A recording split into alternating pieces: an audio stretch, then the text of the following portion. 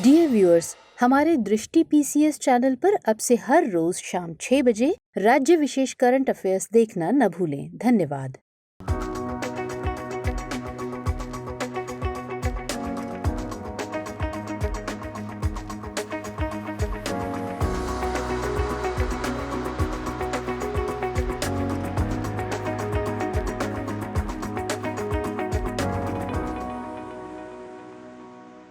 नमस्कार, दृष्टि आईएएस के टुडेज जी के प्रोग्राम में आपका स्वागत है। शुरुआत करते हैं पिछले सेशन के रिकैप से।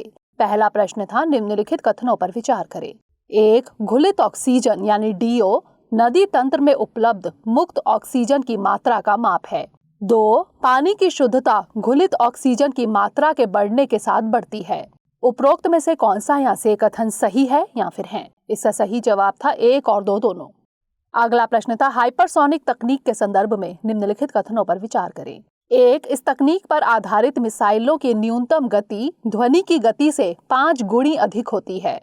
2. अधिकांश हाइपरसोनिक वाहन प्राथमिक तौर पर डुअल मोड रैमजेट यानी डीएमआरजे तकनीक का प्रयोग करते हैं।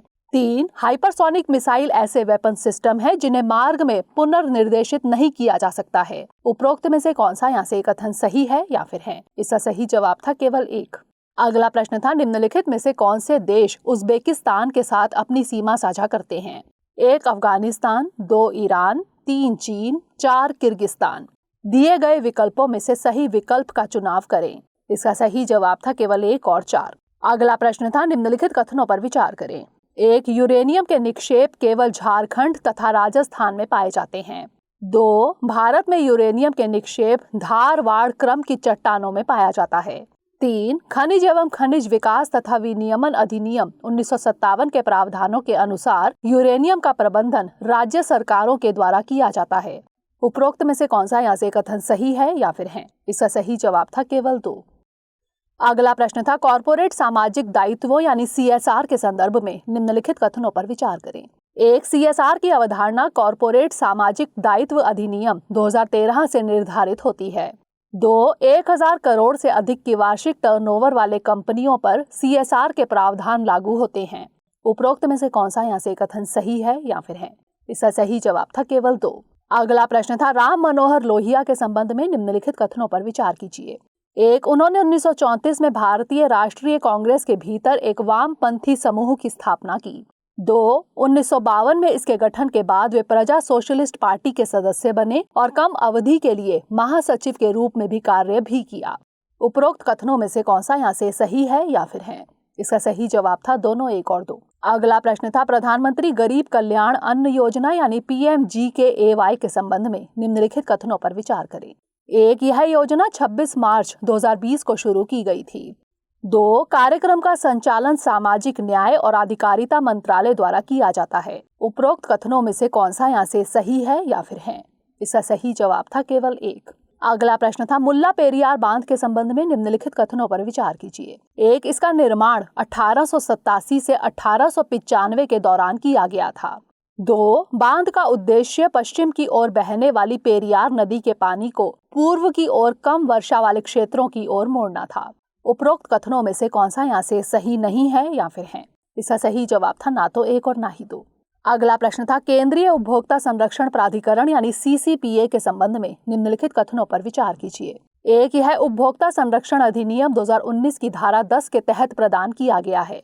2. अधिनियम की धारा 21 झूठे या भ्रामक विज्ञापनों पर नकेल कसने के लिए CCPA को दी गई शक्तियों को परिभाषित करती है। उपरोक्त कथनों में से कौन सा यहाँ से सही है या फिर है? इसका सही जवाब था दोनों, 1 और 2। अंतिम प्रश्न था, हीट वेव के संबंध में निम्नलिखित कथनों पर विचार कीजिए। 1. भारत में चरम गर्मी की लहर का महीना जून है। 2. हीट वेव को तब माना जाता है जब किसी क्षेत्र का अधिकतम तापमान मैदानी इलाकों के लिए कम से कम 40 डिग्री सेल्सियस या उससे अधिक और पहाड़ी क्षेत्रों के लिए कम से कम 30 डिग्री सेल्सियस या अधिक तक पहुंच जाता है। उपरोक्त कथनों में से कौन सा यहाँ से सही है या फिर है? इसका सही जवाब था केवल 2। शुरुआत करते हैं आज के सेशन की। सबसे पहले देखेंगे अभ्यास प्रश्न। निम्नलिखित कथनों पर विचार करें। 1. संविधान के अनुच्छेद 21 के तहत निजता का अधिकार एक मूल अधिकार है। 2. नागरिकों के व्यक्तिगत आंकड़ों यानी डेटा का प्रयोग तथा हस्तांतरण सूचना प्रौद्योगिकी यानी IT अधिनियम 2000 के तहत सूचना प्रौद्योगिकी नियम 2011 के द्वारा विनियमित किया जाता है। 3. सूचना प्रौद्योगिकी यानी IT अधिनियम के कंपनियों तथा सरकार दोनों पर लागू होते हैं। उपरोक्त में से कौन सा यहाँ से कथन सही है या फिर है? केवल 1 और 2, केवल 2 और 3, केवल 1 और 3 या फिर 1, 2 और 3? इसका सही जवाब है ऑप्शन ए, केवल 1 और 2। हाल ही में यूरोपीय संघ और भारत सहित 9 देशों ने हाई डेटा सिक्योरिटी और गोपनीयता मानकों को बढ़ावा देने के लिए अंतर्राष्ट्रीय सहयोग को बढ़ावा देने का आह्वान किया है। अगस्त 2017 में सुप्रीम कोर्ट ने माना था कि संविधान के अनुच्छेद 21 के तहत निजता एक मौलिक अधिकार है, अतः कथन 1 सही है। वर्तमान में नागरिकों के व्यक्तिगत डेटा के उपयोग और हस्तांतरण को IT अधिनियम 2000 के तहत सूचना प्रौद्योगिकी यानी IT नियम 2011 द्वारा नियंत्रित किया जाता है, अतः कथन 2 सही है। IT अधिनियम केवल कंपनियों पर लागू होता है, सरकार पर नहीं, अतः कथन 3 सही नहीं है। तो इस तरह इस प्रश्न का सही जवाब है ऑप्शन ए, केवल 1 और 2। हमारे वीडियो अंग्रेजी में देखने के लिए फॉलो करें हमारा ही दूसरा YouTube चैनल दृष्टि IAS इंग्लिश। आज के सेशन का पहला प्रश्न है, क्षय रोग के संदर्भ में निम्नलिखित कथनों पर विचार करें। 1. यह इंसानों में केवल फेफड़ों को प्रभावित करता है। 2. BCG यानी बैकिली कैलमेट ग्यूएरिन का टीका इसकी रोकथाम के लिए उपलब्ध एकमात्र टीका है। उपरोक्त में से कौन सा यहाँ से कथन सही है या फिर है? केवल 1, केवल 2, 1 और 2 दोनों या फिर ना तो 1 और ना ही 2? इसका सही जवाब है ऑप्शन बी, केवल 2। आज यानी 24 मार्च को विश्व क्षय रोग दिवस है। क्षय रोग यानी तपेदिक, टीबी या यक्ष्मा माइकोबैक्टीरियेसी परिवार के एक जीवाणु माइकोबैक्टीरियम ट्यूबरकुलोसिस के कारण होता है। यह इंसानों में सामान्यतः पल्मोनरी टीबी में फेफड़ों को प्रभावित करता है, लेकिन एक्स्ट्रा पल्मोनरी टीबी में यह अन्य अंगों को भी प्रभावित कर सकता है, अतः कथन 1 सही नहीं है। क्षय रोग का इलाज संभव है और इसे पूर्णतः ठीक भी किया जा सकता है। इससे बचाव के लिए BCG का टीका वर्तमान में उपलब्ध एकमात्र टीका है, अतः कथन 2 सही है। यह टीका अल्बर्ट कैलमेट और कैमिली गुएरिन नामक 2 फ्रांसीसियों द्वारा माइकोबैक्टीरियम बोविस के स्ट्रेन में बदलाव करके विकसित किया गया था। इंसानों में इसका प्रथम प्रयोग सन 1921 में किया गया था। तो इस तरह इस प्रश्न का सही जवाब ऑप्शन बी, केवल 2। अगला प्रश्न है, निम्नलिखित में से कौन सा कथन अनुच्छेद 355 की सही व्याख्या करता है? इसमें कहा गया है कि संवैधानिक तंत्र की विफलता की स्थिति में किसी भी राज्य में राष्ट्रपति शासन लगाया जा सकता है। इसमें कहा गया है कि संघ का यह दायित्व होगा कि वह किसी भी बाह्य आक्रमण या आंतरिक अशांति की स्थिति में राज्यों की रक्षा करें। या फिर इसमें कहा गया है कि प्रत्येक राज्य को उन मामलों पर संघ द्वारा दिए गए सभी निर्देशों का पालन करना होगा जो उसे ऐसा करने का अधिकार देता है। या फिर इसमें कहा गया है कि राज्यपाल को उसके कार्यों के निर्वहन के लिए मंत्रिपरिषद के द्वारा सलाह दी जानी चाहिए।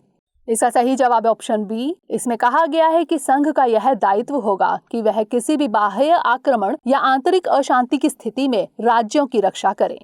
हाल ही में एक कांग्रेस नेता ने पश्चिम बंगाल में संविधान के अनुच्छेद 355 को लागू करने का आग्रह करते हुए पत्र लिखा। अनुच्छेद 355 में कहा गया है कि संघ का यह दायित्व होगा कि वह राज्यों की सरकारों को संवैधानिक प्रावधानों के अनुरूप चलने के लिए किसी भी बाह्य आक्रमण या आंतरिक अशांति की स्थिति में राज्यों की रक्षा करें। अनुच्छेद 356 में कहा गया है कि संवैधानिक तंत्र की विफलता की स्थिति में किसी भी राज्य में राष्ट्रपति शासन लगाया जा सकता है। अनुच्छेद 365 में कहा गया है कि प्रत्येक राज्य को उन मामलों पर संघ द्वारा दिए गए सभी निर्देशों का पालन करना होगा जो उसे ऐसा करने का अधिकार देता है। यदि राज्य संघ द्वारा दिए गए निर्देशों के अनुपालन में विफल हो जाते हैं तो वहां राष्ट्रपति शासन लगाया जा सकता है, अतः विकल्प भी सही है। तो इस तरह इस प्रश्न का सही जवाब ऑप्शन बी। इसमें कहा गया है कि संघ का यह दायित्व होगा कि वह किसी भी बाह्य आक्रमण या आंतरिक अशांति की स्थिति में राज्यों की रक्षा करें। अगला प्रश्न है, निम्नलिखित कथनों पर विचार करें। 1. कावेरी नदी तमिलनाडु राज्य के दक्षिण पश्चिम हिस्से में स्थित पूर्वी घाट की ब्रह्मगिरी पहाड़ी से निकलती है। 2. इसके जल ग्रहण क्षेत्र कर्नाटक, केरल, तमिलनाडु और पुदुचेरी में है। 3. हेमावती तथा लक्ष्मण तीर्थ कावेरी की 2 प्रमुख सहायक नदियां हैं। उपरोक्त में से कौन से कथन सही हैं? केवल 1 और 2, केवल 2 और 3, केवल 1 और 3 या फिर 1, 2 और 3? इसका सही जवाब है ऑप्शन बी, केवल 2 और 3। कावेरी नदी पर मेकेदातु पेयजल परियोजना को लेकर तमिलनाडु और कर्नाटक के बीच एक बार फिर तनाव का माहौल बना हुआ है। जान लेते हैं कावेरी नदी के बारे में। उद्गम: कावेरी नदी कर्नाटक राज्य के दक्षिण पश्चिम हिस्से में स्थित पश्चिम घाट की ब्रह्मगिरी पहाड़ी से निकलती है, अतः कथन 1 सही नहीं है। कावेरी नदी बेसिन का क्षेत्र 3 राज्यों एवं एक संघ शासित क्षेत्र में विस्तृत है, कर्नाटक, केरल, तमिलनाडु तथा पुदुचेरी, अतः कथन 2 सही है। इसकी प्रमुख सहायक नदियां हैं हेमावती, लक्ष्मण तीर्थ, काबिनी, अमरावती, नोइल तथा भवानी, अतः कथन 3 सही है। तो इस तरह इस प्रश्न का सही जवाब है ऑप्शन बी, केवल 2 और 3। अगला प्रश्न है विमेन ट्रांसफॉर्मिंग इंडिया अवार्ड्स यानी WTI के संदर्भ में निम्नलिखित कथनों पर विचार करें। 1. इस पुरस्कार की शुरुआत नीति आयोग ने की। 2. इसकी मेजबानी नीति आयोग के अंतर्गत महिला उद्यमिता मंच के तत्वाधान में की गई है। उपरोक्त में से कौन सा यहाँ से कथन सही है या फिर है? केवल 1, केवल 2, 1 और 2 दोनों, या फिर ना तो 1 और ना ही 2? इसका सही जवाब है ऑप्शन सी, 1 और 2 दोनों, यानी दोनों कथन सही हैं। हाल ही में नीति आयोग ने विमेन ट्रांसफॉर्मिंग इंडिया अवार्ड्स यानी WTI के 5वें संस्करण का आयोजन किया। विमेन ट्रांसफॉर्मिंग इंडिया अवार्ड्स यानी WTI की शुरुआत नीति आयोग ने की, अतः कथन 1 सही है। इस पुरस्कार समारोह में उन महिला उद्यमियों को सम्मानित किया गया जिन्होंने विभिन्न क्षेत्रों में अपनी पहचान बनाई है। WTI अवार्ड्स ने लगातार ऐसे रोल मॉडलों को पहचान दी है जिन्होंने अपनी बंदिशें तोड़कर सकारात्मक प्रभाव उत्पन्न किया है। 2018 से इसकी मेजबानी नीति आयोग के अंतर्गत महिला उद्यमिता मंच के तत्वाधान में की जा रही है, अतः कथन 2 भी सही है। तो इस तरह इस प्रश्न का सही जवाब है ऑप्शन सी, 1 और 2 दोनों। अगला प्रश्न है विश्व मौसम विज्ञान संगठन यानी WMO के संदर्भ में निम्नलिखित कथनों पर विचार करें। 1. यह एक अंतर सरकारी संगठन है। 2. इसकी उत्पत्ति अंतर्राष्ट्रीय मौसम विज्ञान संगठन यानी IMO से हुई है। 3. इसका मुख्यालय वॉशिंगटन DC अमेरिका में है। उपरोक्त में से कौन सा यहाँ से कथन सही है या फिर है? केवल 1 और 2, केवल 2 और 3, केवल 3 या फिर 1, 2 और 3? इसका सही जवाब है ऑप्शन ए, केवल 1 और 2। कल यानी 23 मार्च को विश्व मौसम विज्ञान दिवस मनाया गया। विश्व मौसम विज्ञान दिवस एक अंतर्राष्ट्रीय दिवस है जो 1950 में विश्व मौसम विज्ञान संगठन यानी WMO की स्थापना के उपलक्ष्य में मनाया जाता है। यह 1961 से हर साल 23 मार्च को मनाया जा रहा है। WMO 192 राष्ट्रों और क्षेत्रों की सदस्यता वाला एक अंतर सरकारी संगठन है, अतः कथन 1 सही है। इसकी उत्पत्ति अंतर्राष्ट्रीय मौसम विज्ञान संगठन यानी IMO से हुई है, अतः कथन 2 सही है। IMO की स्थापना 1873 के वियना अंतर्राष्ट्रीय मौसम विज्ञान कांग्रेस के बाद हुई थी। WMO का मुख्यालय जेनेवा स्विट्जरलैंड में है, अतः कथन 3 सही नहीं है। तो इस तरह इस प्रश्न का सही जवाब है ऑप्शन ए, केवल 1 और 2। अगला प्रश्न है ब्रह्मोस सुपरसोनिक क्रूज मिसाइल के संबंध में निम्नलिखित कथनों पर विचार करें। 1. यह फायर एंड फॉरगेट सिद्धांत पर काम करती है। 2. इसकी उड़ान रेंज 350 किलोमीटर तक है। उपरोक्त कथनों में से कौन सा यहाँ से सही है या फिर है? केवल 1, केवल 2, दोनों 1 और 2, या फिर ना तो 1 और ना ही 2? इसका सही जवाब है ऑप्शन ए, केवल 1। हाल ही में भारत ने अंडमान और निकोबार में सतह से सतह पर मार करने वाली ब्रह्मोस सुपरसोनिक क्रूज मिसाइल का सफलतापूर्वक परीक्षण किया। ब्रह्मोस एक मध्यम दूरी की रैमजेट सुपरसोनिक क्रूज मिसाइल है। इसे सबमरीन, सरफेस वॉरशिप, एयरक्राफ्ट या लैंड से लॉन्च किया जा सकता है। यह दुनिया की सबसे तेज सुपरसोनिक क्रूज मिसाइलों में से एक है। ब्रह्मोस एरोस्पेस को रूस और भारत ने संयुक्त रूप से बनाया है। यह फायर एंड फॉरगेट सिद्धांत पर काम करता है, अतः कथन 1 सही है। इसकी उड़ान रेंज 290 किलोमीटर तक है, अतः कथन 2 सही नहीं है। तो इस तरह इस प्रश्न का सही जवाब है ऑप्शन ए, केवल 1। अगला प्रश्न है सुजलाम 2.0 अभियान हाल ही में शुरू किया गया है। इस संबंध में निम्नलिखित कथनों पर विचार करें। 1. यह जल जीवन मिशन का एक हिस्सा है। 2. यह सामुदायिक और संस्थागत ग्रे वाटर मैनेजमेंट एसेट्स के निर्माण पर केंद्रित है। उपरोक्त कथनों में से कौन सा यहाँ से सही है या फिर है? केवल 1, केवल 2, दोनों 1 और 2, या फिर ना तो 1 और ना ही 2? इसका सही जवाब है ऑप्शन सी, दोनों 1 और 2, यानी दोनों कथन सही हैं। विश्व जल दिवस के अवसर पर केंद्र सरकार ने ग्रे वाटर प्रबंधन के लिए एक राष्ट्रव्यापी अभियान सुजलाम 2.0 शुरू किया है। जान लेते हैं सुजलाम 2.0 के बारे में। जल जीवन मिशन के तहत लोगों को जल सुरक्षा प्रदान करने के लिए ग्रे वाटर योजना को ग्राम कार्य योजना का अभिन्न अंग बनाया जा रहा है, अतः कथन 1 सही है। सुजलाम 2.0 सामुदायिक और संस्थागत ग्रे वाटर प्रबंधन परिसंपत्तियों के निर्माण पर केंद्रित है, इसलिए कथन 2 सही है। ज्वाइंट एडवाइजरी पर 9 मंत्रालयों द्वारा भी हस्ताक्षर किए गए हैं। ग्रे वाटर रसोई, बाथरूम, कपड़े धोने आदि से निकलने वाला अपेक्षाकृत साफ पानी है। तो इस तरह इस प्रश्न का सही जवाब है ऑप्शन सी, 1 और 2 दोनों। अगला प्रश्न है, नवीनतम विश्व वायु गुणवत्ता रिपोर्ट के संबंध में निम्नलिखित कथनों पर विचार करें। 1. नई दिल्ली लगातार चौथे वर्ष दुनिया की सबसे प्रदूषित राजधानी बनी रही। 2. चीन ने सुधार जारी रखा क्योंकि उसके आधे से अधिक शहरों में पिछले वर्ष की तुलना में वायु प्रदूषण का स्तर कम था। 3. भारत का कोई भी शहर विश्व स्वास्थ्य संगठन यानी WHO द्वारा निर्धारित 5 माइक्रोग्राम प्रति घन मीटर वायु गुणवत्ता मानकों को पूरा नहीं करता है। उपरोक्त कथनों में से कौन सा यहाँ से सही है या फिर है? केवल 1, केवल 2 और 3, केवल 1 और 3 या फिर 1, 2 और 3? इसका सही जवाब है ऑप्शन डी, 1, 2 और 3, यानी सभी कथन सही हैं। हाल ही में स्विस संगठन IQ एयर द्वारा तैयार विश्व वायु गुणवत्ता रिपोर्ट 2021 जारी की गई। रिपोर्ट की हाइलाइट्स हैं। इस रिपोर्ट में नई दिल्ली लगातार चौथे वर्ष दुनिया की सबसे प्रदूषित राजधानी बनी रही, अतः कथन 1 सही है। इसके बाद 2021 में ढाका, एंजमेना, दुशांबे और मस्कट का स्थान है। रिपोर्ट में कहा गया है कि सबसे खराब वायु गुणवत्ता वाले 50 शहरों में से 35 भारत के थे। भारत का कोई भी शहर विश्व स्वास्थ्य संगठन यानी WHO द्वारा निर्धारित 5 माइक्रोग्राम प्रति घन मीटर वायु गुणवत्ता मानकों को पूरा नहीं करता है, अतः कथन 3 सही है। चीन में वायु गुणवत्ता में सुधार जारी रहा क्योंकि उसके आधे से अधिक शहरों में पिछले वर्ष की तुलना में वायु प्रदूषण का स्तर कम था, अतः कथन 2 सही है। 2021 में वैश्विक वायु गुणवत्ता की स्थिति का अवलोकन पेश करने वाली यह रिपोर्ट 117 देशों के 6,475 शहरों के PM 2.5 वायु गुणवत्ता डेटा पर आधारित है। तो इस तरह इस प्रश्न का सही जवाब है ऑप्शन डी, 1, 2 और 3। अगला प्रश्न है, इस्लामिक सहयोग संगठन के संबंध में निम्नलिखित कथनों पर विचार कीजिए। 1. यह संयुक्त राष्ट्र के बाद दूसरा सबसे बड़ा संगठन है। 2. इसमें 100 देशों की सदस्यता है। 3. मालदीव OIC का सदस्य नहीं है। उपरोक्त कथनों में से कौन सा यहाँ से सही नहीं है या फिर है? केवल 1, केवल 2, केवल 1 और 3 या फिर केवल 2 और 3? इसका सही जवाब है ऑप्शन डी, केवल 2 और 3, यानी पहला कथन सही है। हाल ही में इस्लामिक सहयोग संगठन यानी OIC की बैठक संपन्न हुई। इस्लामिक सहयोग संगठन संयुक्त राष्ट्र के बाद दूसरा सबसे बड़ा संगठन है, अतः कथन 1 सही है। यह संगठन मुस्लिम जगत की सामूहिक आवाज है। यह दुनिया के विभिन्न लोगों के बीच अंतर्राष्ट्रीय शांति और सद्भाव को बढ़ावा देने की भावना से मुस्लिम दुनिया के हितों की रक्षा करने का प्रयास करता है। पिछले 40 वर्षों में इसके सदस्य देश बढ़कर 57 हो गए हैं, अतः कथन 2 सही नहीं है। मालदीव OIC का सदस्य है, अतः कथन 3 सही नहीं है।